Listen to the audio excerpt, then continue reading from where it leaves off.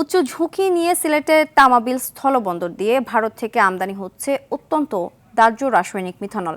তবে বিপজ্জনক এই পণ্য খালাসে নেই ন্যূনতম নিরাপত্তা ব্যবস্থা।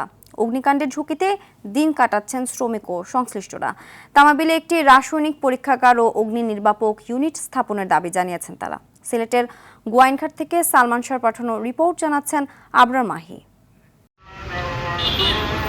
ভারতের আসাম রাজ্যের পার্বত্যপুর ডিব্রুগড় পেট্রোকেমিক্যাল কোম্পানি থেকে এসব মিথানলবাহী ট্যাঙ্ক লরি বাংলাদেশে আসে। তবে হাজারো শ্রমিকের কর্মব্যস্ত এই বন্দরে নেই কোনো ফায়ার সার্ভিস ইউনিট। দুর্ঘটনা ঘটলে আগুন নিয়ন্ত্রণে আনতে নির্ভর করতে হয় ভারতের ডাউকি থেকে আসা অগ্নি নির্বাপক দলের উপর।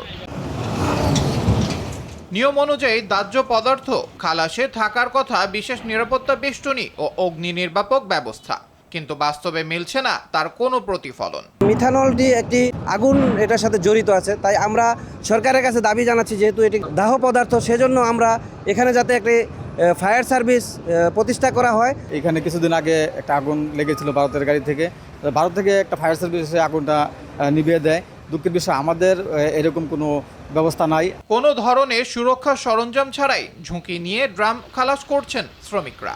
এমনকি বন্দরে নেই একটি অগ্নি নির্বাপক সিলিন্ডার কিংবা পর্যাপ্ত পানির সংরক্ষণ ব্যবস্থাও। কেমিক্যালের কাম করি, একটা ফায়ার সার্ভিসের দরকার আছে, পানির সংকট আছে, একটা মেডিকেলের দরকার আছে, এই ধরনের একটা ব্যবস্থা নিতেই আমরা। এখানে দুইটা সংগঠনের লেবার কাজ করে, এদের যে কোনো সময় ইনজুরি হইলে যে প্রাথমিক যে চিকিৎসা মেডিকেল যে এটা কোনো ব্যবস্থা নাই।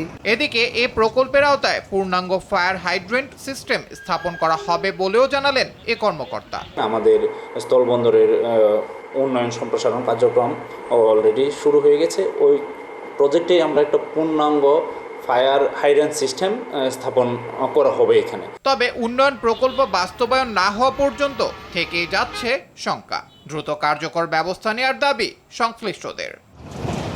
আবরার মাহি, RTV।